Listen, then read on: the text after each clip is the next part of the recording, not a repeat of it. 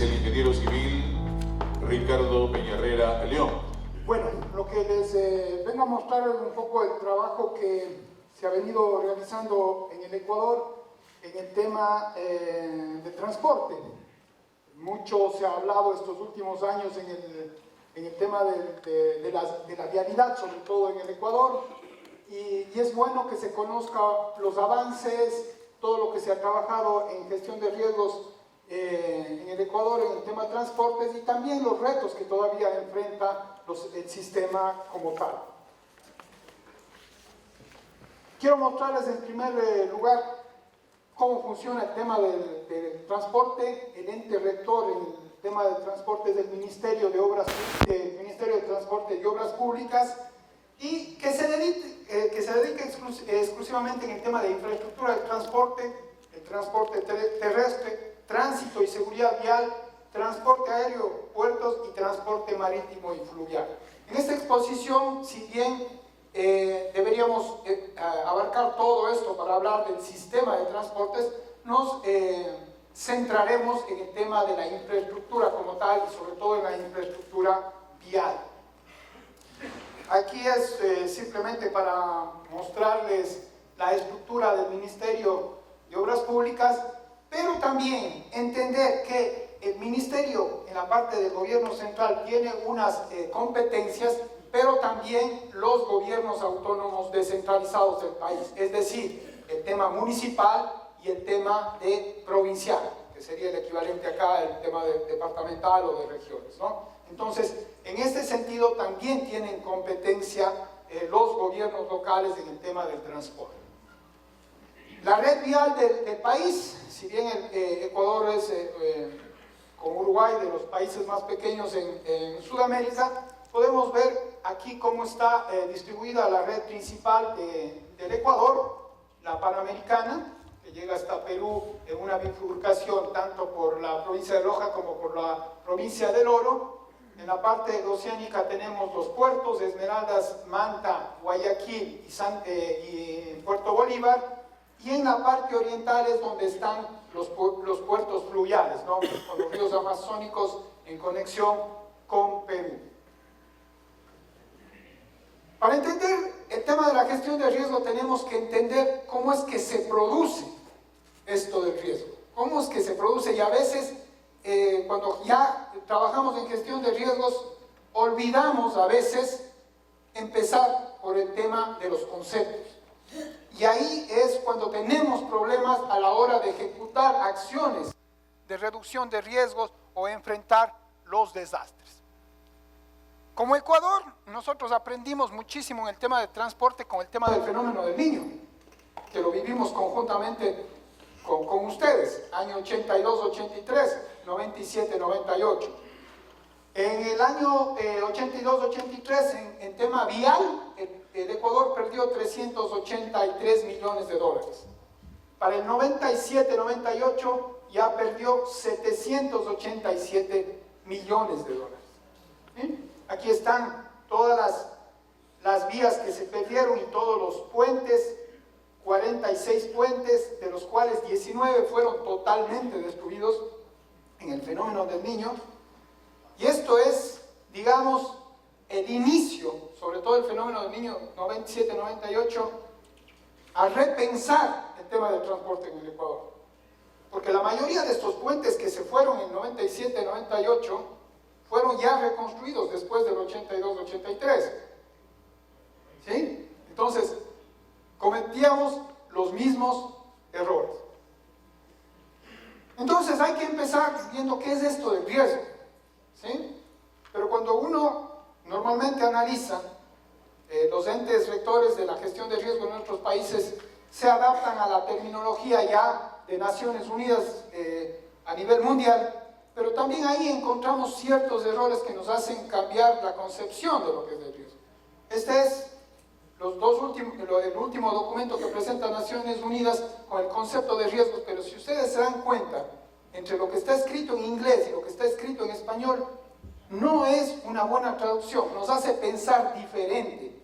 Mientras que en inglés está claramente hablando de potenciales pérdidas, como como concepto principal, que es realmente lo que es el riesgo, en el español empezamos a hablar de posibilidad que se produzca, una probabilidad de que se produzca algo.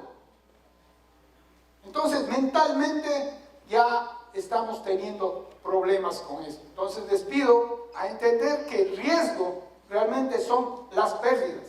Cuando hablamos de riesgo son pérdidas. No es probabilidad que se produzca algo, son las pérdidas que se pueden producir. Y para entender esto, están los elementos, la amenaza, la vulnerabilidad, la capacidad y los elementos expuestos. El elemento que se va a proteger. Cuando hablamos de amenazas, nosotros presentamos unos bonitos mapas, pero tenemos que estar claros que estos mapas están en un territorio. Tienen que definir un fenómeno y tienen que tener una información, la intensidad de la magnitud o la frecuencia y probabilidad. Si no tenemos esas dos componentes, no estamos hablando de mapas de amenaza o mapas de peligro. Estamos hablando de cualquier otra cosa. En tema sísmico ya se ha estandarizado, tú hablas de tal intensidad a un periodo de retorno X. Estoy manejando los dos aspectos. Pero por ejemplo en tema de deslizamientos, normalmente en nuestros países no tenemos los periodos de recurrencia, o no los ponemos. ¿Sí? En tanto que la vulnerabilidad, donde todavía patinamos para hacer nuestros análisis, la vulnerabilidad no está en el aire, está asociada a una amenaza. Yo soy vulnerable a sismos, pero no necesariamente por lo mismo soy vulnerable a inundaciones. Entonces tengo que hacer un análisis de acuerdo a esa exposición. Y por otro lado, en esta ocasión, este congreso está focalizado a líneas vitales. Las líneas vitales tienen que ser vistas como sistemas. Y como ayer lo decía el conferencista, el colega de México, tenemos que entender que esos sistemas van hacia alguien, hacia la población, a la funcionalidad. Pero esos sistemas también tienen infraestructuras propias, esos bienes. Por lo tanto, cuando analizamos el riesgo en líneas vitales, tenemos que analizar todo esto. No solo el bien específico, por ejemplo en sistemas viales, no solo el puente o no solo la carretera, sino cómo ese puente o esa carretera sirve a todo el sistema de transporte de una localidad, de un país. Y obviamente lo que se analiza son estos factores intrínsecos, físicos, sociales, económicos, ambientales de estos elementos expuestos. Dos cosas, cómo evaluamos el riesgo de una forma, puede ser cuantitativa o de una forma cualitativa, ¿ya? Pero los dos nos sirven de diferente manera. Ayer escuchaba también la conferencia del colega peruano sobre el agua potable. No es del agua de Lima, no es tanto que no interese exactamente ser exacto en el cálculo, no. Me parece que él se refería a que yo estoy haciendo un cálculo cuantitativo en niveles, desde tipo semáforo, desde verde, amarillo a rojo, ¿no? Que nos sirve para un tipo de acciones en gestión de riesgo. Para esas acciones operativas, dónde arreglar, dónde voy a hacer, no necesito saber, pero sí necesito saber con más precisión el tema de riesgo, porque son pérdidas, es dinero. Por ejemplo, en los sistemas para los reaseguros, cuando venga una aseguradora y me diga que mi infraestructura o la voy a asegurar, ¿cómo negocio con una aseguradora? ¿Sobre cuánto es la prima que tengo que asegurar? Entonces ahí es clave que tengo que hacer unos cálculos lo más preciso para no subestimar o sobreestimar el costo de ese seguro que me va a favorecer para mi infraestructura. Entonces es clave hacer una evaluación cuantitativa. Así se produce el riesgo. Es claro, así se genera la ecuación básica de riesgo, amenaza, vulnerabilidad, y tenemos el riesgo sea cuantitativo o cualitativamente de acuerdo a los mecanismos que yo ejecuto. Entonces, si he hecho bien la tarea, voy a pasar el año cuando me venga un desastre. Si no, lo único que estoy haciendo es reproducir ese riesgo. Y reproducir ese riesgo, hablamos de una acción con la que se vuelve a producir o se reproduce un nuevo riesgo. ¿Cuándo pasa eso? Por ejemplo, cuando usamos la infraestructura por más tiempo de la vida útil de la infraestructura. Nosotros como ingenieros sabemos que calculamos infraestructura, diseñamos y construimos para un periodo de vida útil de 20, 50, 100 años. Pero nos ponemos a pensar cuánto tiempo tienen usándose nuestros puentes, nuestras vías, nuestra infraestructura. Ahí está reproduciéndose el riesgo, porque fue diseñada para un tiempo. ¿Sí? Entonces, estamos reproduciendo simplemente porque ya ha concluido la vida útil de la infraestructura. La falta de control en las construcciones. En América Latina, lamentablemente, hay una informalidad en la construcción y ahí es donde estamos reproduciendo el riesgo. Cuando no intervenimos en esos pequeños desastres que nos llegan todos los años, va debilitándose la infraestructura. Viene el periodo de lluvias, simplemente en tema vial, y nos pasa, o sea, les comento esto porque nos pasa en el país, en Ecuador, viene el tema de lluvias, un pequeño deslizamiento, simplemente limpio la vía y la dejo ahí. Y no nos damos cuenta que simplemente lo que se ha hecho ahí es debilitar esta infraestructura. Es decir, estoy reproduciendo nuevos riesgos. En conclusión, en este tema, se reproduce el riesgo porque no se ha actuado en los componentes de la vulnerabilidad, en la exposición, en los factores físicos, sociales o económicos. Estamos reproduciendo el riesgo. ¿Y esto cuándo lo vemos?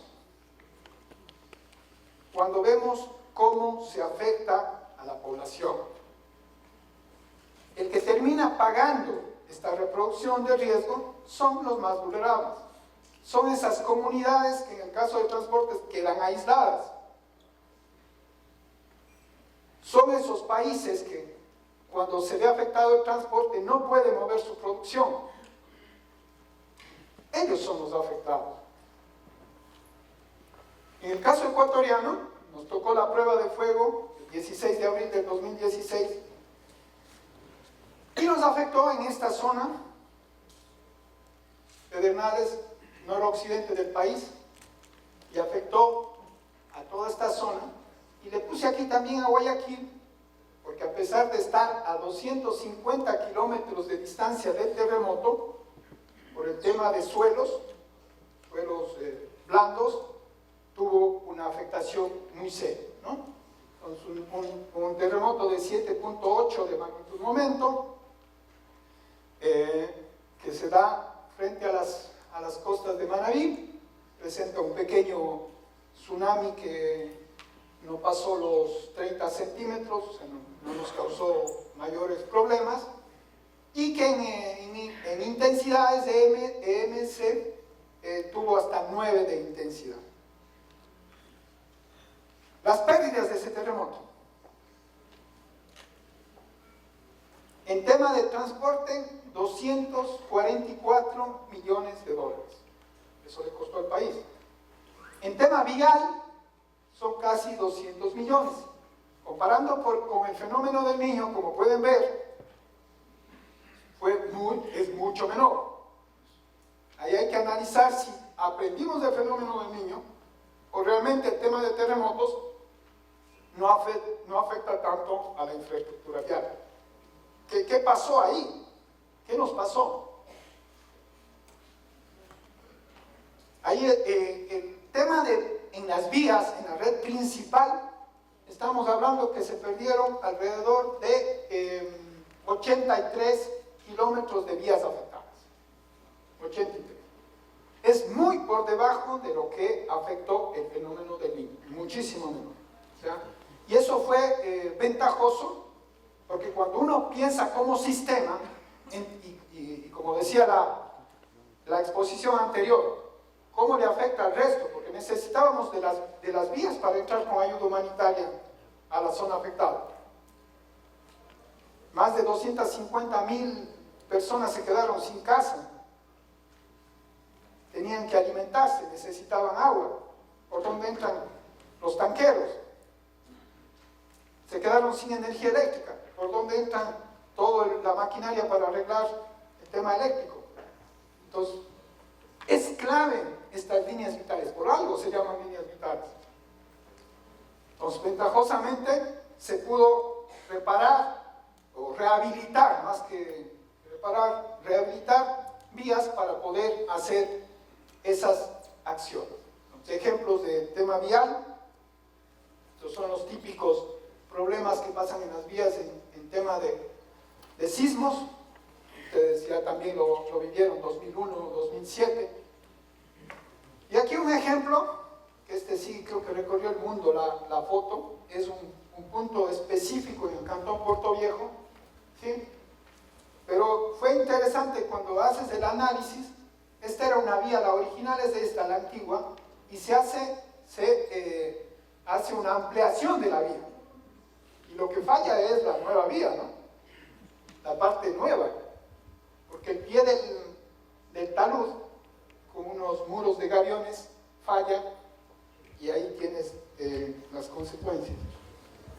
Entonces, fíjense aquí, una mala práctica constructiva, lo que produce. No es el problema del terremoto, no es el problema del terremoto, es que no estamos entendiendo bien la dinámica de esto. En tema de puentes, el caso más fuerte fue el de Guayaquil, un paso a desnivel que falla en las bases y se cae. Aquí están las muestras. En esta parte que falla mueren 2 personas, un indigente y una persona que pasaba en su vehículo, y lo tienen que reparar, ¿no? Como en Guayaquil hay 45 pasos a desnivel. La mayoría de esos son de la época de los 80. Entonces, nuevamente, aquí se está reproduciendo el riesgo, porque no han tenido un mantenimiento, no se ha hecho un análisis sísmico con las nuevas tecnologías, y seguimos utilizando, incluso con más carga vehicular que la que fueron diseñados en los años 80. Pero el terremoto también nos dio cosas interesantes. El puente más grande del Ecuador, Puente Los Caras, en Bahía de Caracas, 2 kilómetros de luz por 13 metros y algo de ancho, que se lo construyó hace un poco más de unos 5 años, un poco más, 6 años me parece que son, pero que en este ya fue con un diseño sismo resistente, con las últimas tecnologías, implementando aisladores sísmicos, implementando juntas para grandes dilataciones. Y resultado, ahí lo tienen, sin problema. Pasó la prueba para lo que fue diseñado y para lo que fue construido. ¿Sí? Aquí se implementó realmente un análisis de riesgo. ¿Por qué? Para bien o mal, en esta ciudad, en el año 98 se produjo un sismo que devastó la ciudad. Entonces aprendimos eso. Y ahí están los resultados. Este puente facilitó la entrada y la salida para la actuación de respuesta durante el sismo en Ecuador. En temas de puertos, el puerto de Manta se vio afectado, temas de liquefacción, temas de hundimiento, temas de daños en la estructura del puerto, ¿sí? Entonces, uno de los 4 puertos importantes que tiene el país. El aeropuerto, ¿sí? La torre de control simplemente y la parte de los pasajeros desapareció, pero ventajosamente la pista no tuvo problemas y pudo operar de una manera apoyada por los militares con una torre de control improvisada. Pero ahí están los problemas que tuvimos con el tema del terremoto en este sentido. Y esto, ¿por qué lo presento de esta manera? Porque todo está interconectado. Cuando hablamos del sistema de transporte, es lo vial, es lo aéreo, es lo marítimo, es lo fluvial. Todo tiene que ser concebido en una forma de sistema. Una vez que se planteó eso, conjuntamente con la Secretaría de Gestión de Riesgos, hoy Servicio Nacional de Gestión de Riesgos y Emergencias, y el Ministerio de Transportes, vimos la necesidad de que es necesario trabajar o construir las líneas con las que se pueda trabajar la reducción de riesgo de desastres. Nos sentamos con el Ministerio de Transporte y Obras Públicas, vimos que no se tenía ni un plan de respuesta, ni un plan de reducción de riesgos, es decir, no se tenía claridad en eso. Porque normalmente estos ministerios, los que manejan los sistemas, como ayer lo decía, todo el día estamos haciendo reparaciones, todos los días, en temas de agua potable, en temas de caminos, en temas de energía eléctrica, todo el día estamos haciendo caminos. Entonces, a veces, estas empresas o instituciones, o dependiendo de cada país, lo ven como esta continuidad del servicio, pero a veces no entienden que es diferente la atención a un desastre que el trabajo de reparaciones diarias. Son dos cosas diferentes. Entonces, si tú tienes bien una planificación de reparaciones tanto preventivas como de respuesta, es una cosa, pero es necesario trabajar en un plan de respuesta, en un plan de reducción. Yo veía cómo acá se les exige los 7 procesos, creo que hacia allá hay que ir, todos los procesos, no es el único, pero en Ecuador lamentablemente todavía no se tiene esa estructura, pero sí se inició ese proceso de trabajo en temas de reducción de riesgo. Entonces, la idea era desarrollar una agenda para el sector transporte en temas de reducción de riesgos. El primer tema que vimos que es un problema es el tema de la información. El tema de información es clave. El Ministerio de Obras Públicas lleva todo el tema de la red estatal, pero la pregunta del millón es, ¿y las redes secundarias que llevan los gobiernos locales? ¿Y las redes urbanas que los llevan los municipios? Entonces, aquí tuvimos la limitación que trabajamos simplemente con la red estatal, que no es completa, pero bueno, es el primer paso.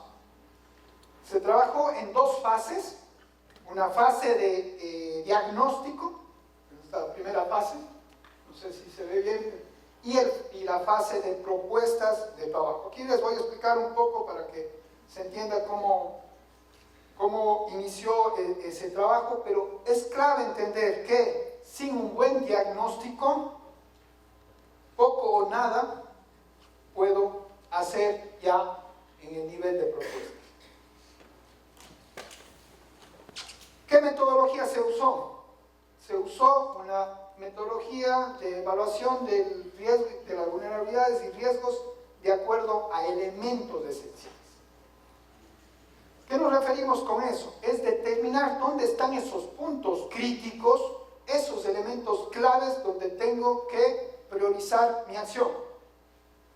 En el tema de transportes, por ejemplo, un puente puede ser muy crítico, porque puede tener pocos metros, poca luz, pero si ese es el cuello de botella, es la única ruta, entonces se me puede colapsar todo el sistema.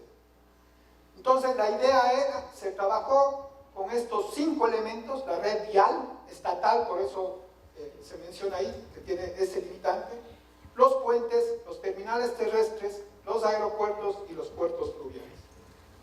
¿Qué criterios manejamos para analizar esa esencialidad? el flujo o movilidad relacionada con el tráfico promedio diario anual. Se hace un cálculo, eso lo tiene el ministerio, tiene los movimientos. La capacidad de pasajeros y de carga que soporta esa infraestructura, que soporta esa infraestructura. La funcionalidad, es decir, la relación entre vías arteriales y las colectoras, e importancia sobre la productividad del país, que está transportando esa vía. La localización, jerarquización en importancia, esto es específicamente para los puentes, y la conectividad, es decir, esas vías, cómo conectan a los centros poblados y qué centros poblados son más importantes, sobre todo en temas de población.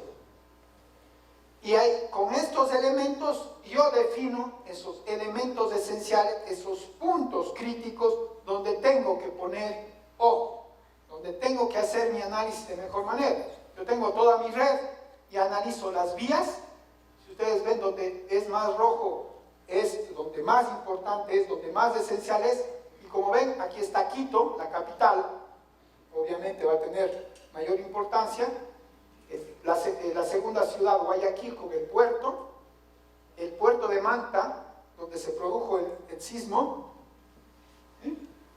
Acá está la tercera ciudad, Cuenca, y el sur, Loja, hacia la frontera con Perú.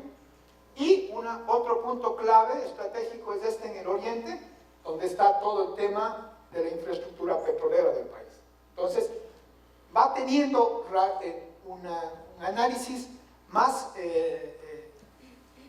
fino a la hora de implementar. Porque claro, otra forma es simplemente cojo y barro todo el país de la misma manera. Pero sabemos que los recursos no son infinitos. Yo manejo un presupuesto anual, un presupuesto plurianual, y no tengo para todo. Este tipo de análisis me sirve para saber dónde tengo que invertir primero. Acá están los mismos análisis con puentes, con terminales terrestres, con aeropuertos y con puertos marítimos y puertos fluviales.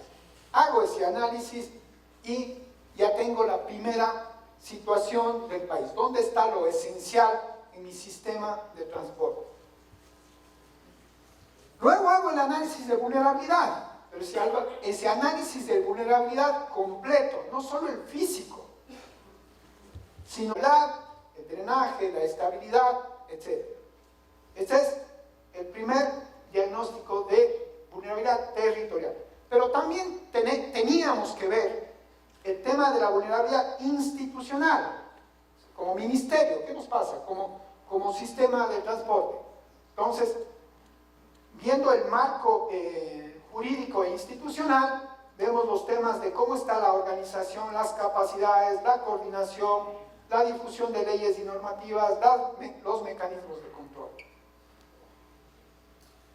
Es decir, esta parte debería ser las capacidades, pero lamentablemente no siempre las instituciones tienen las mejores capacidades. Hay problemas internos que le hacen no poder responder de manera adecuada a estas situaciones. Entonces, se hizo el tema de la vulnerabilidad territorial en primer término, ¿sí? De igual manera, el tema vial. Cuando vemos el tema vial, no teníamos, muestra que no se tiene ya tanto problema, es decir, hemos mejorado notablemente.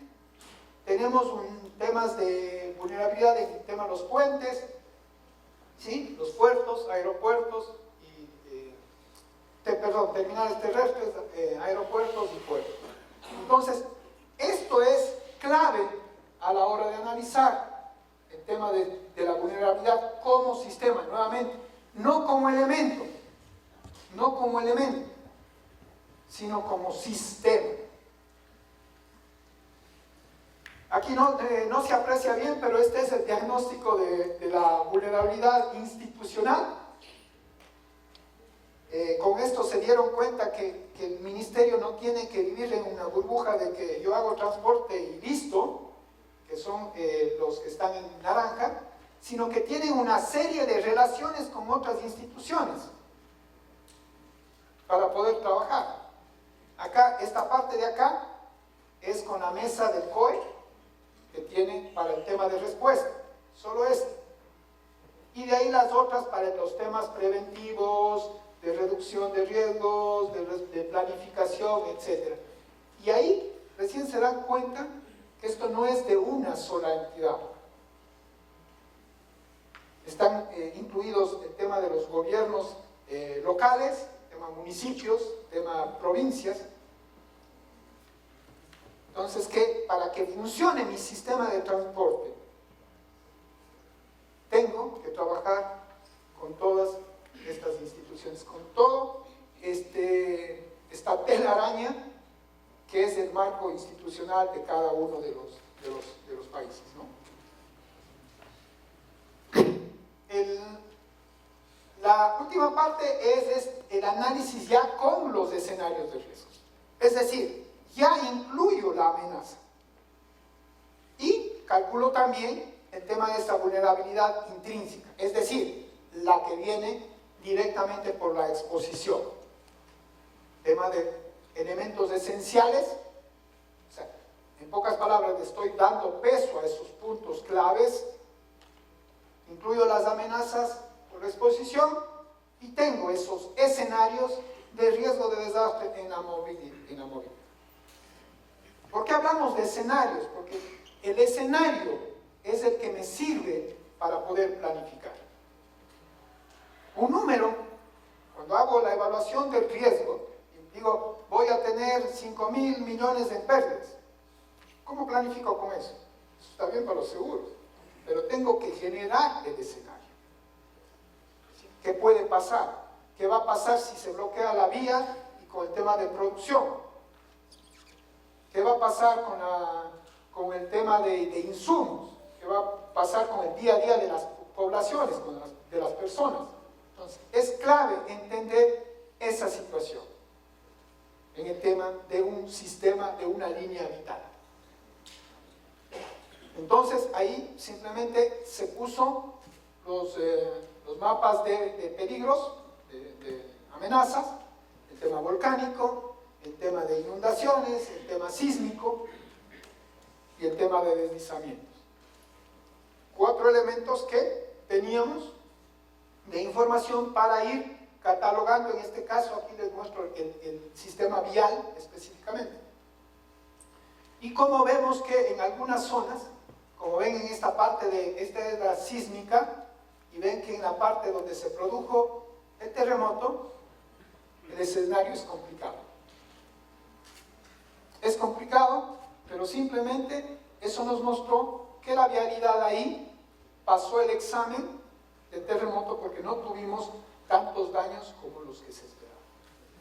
Temas de inundaciones, si nos viene un fenómeno del Niño, toda esta parte va a tener muy serios problemas nuevamente. Entonces tenemos que trabajar ya en esos puntos con acciones específicas. Una vez que tenemos el escenario, entonces definimos las medidas en las que tenemos que trabajar. ¿Sí? Entonces las medidas en las que tenemos que trabajar, medidas estratégicas, medidas estructurales y medidas operacionales. ¿Sí? En ese sentido, si uno ve los planes a nivel nacional ahora, desde el punto de vista de la gestión de riesgo como tal, todos estamos encaminados a presentarlos como los 4 principios del marco de Sendai, ¿no? El tema de conocimiento del riesgo, de la reducción del riesgo, de la inversión del riesgo, de los preparativos y respuestas. Pero en el tema, cuando se trabaja con un tema sectorial, hay que hablar en el mismo idioma de ese sector. Entonces, en ese sentido, por eso se escogió este modelo, para que se pueda entender desde la parte ingenieril, desde la parte institucional, de cómo trabajar en la gestión de riesgo. Entonces, tenemos estas 3 tipos de medidas con acciones específicas. Voy a ir avanzando. Entonces, en la primera, medidas estratégicas, estas son las de mediano o largo plazo. Son todo este tema de de entender bien la política pública del transporte y de la gestión de riesgos, ¿no? Entonces los planes, las regulaciones, la ley. Pero en Ecuador todavía no se ha actualizado o no se tiene realmente una ley como tal del Sistema Nacional Descentralizado de Gestión de Riesgos. Esto no quiere decir que no se pueda hacer gestión de riesgos, porque tenemos otras leyes donde nos amparamos, pero eso nos deja vacíos, brechas que no se han podido todavía llenar. Entonces hay que trabajar en estas acciones hacia la construcción de la política pública. Luego el tema de la gobernanza es importantísimo para poder trabajar. Esa inclusión de los actores a nivel local en tema de los sistemas. Porque hacia allá va.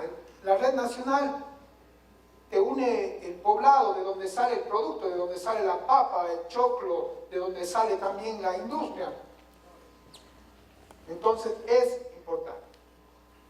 Las medidas estructurales, esas son a corto, mediano o largo plazo, esas que favorecen a la capacidad propia del sector. Pero el sector no es uno, no es el ministerio, no es un municipio, es todos los actores, como vimos cuando haces un análisis ya completo de quienes intervienen en eso. Y también trabajar en esa transversalización de la gestión de riesgo, porque eso es otro tema que vimos que salió ahí, cuando haces la discusión con los actores. Resulta que los que hacen los diseños están totalmente separados de los que construyen o de los que fiscalizan las obras. Cuando digo esto es en el sentido de los departamentos en el ministerio y de los usuarios y de los que hacen la reparación. O sea, son islas que están ahí y no transversalizan el tema de la gestión de riesgo. O sea, el de diseño puede decir, ok, ya voy a incluir el tema de diseño sismo resistente en los puentes. Pero ¿cómo estamos construyendo? Estamos haciendo una fiscalización técnica para que se cumpla esa normativa. Estamos haciendo las reparaciones, más que reparaciones, perdón, estamos haciendo los mantenimientos adecuados que me dice el diseño, o cuando me toca bajar los presupuestos, elimino ese mantenimiento. Entonces, todo esto es importante en el tema de la transversalización. Finalmente, el tema de las medidas ya operacionales, esas que nos gustan a los ingenieros, ¿sí?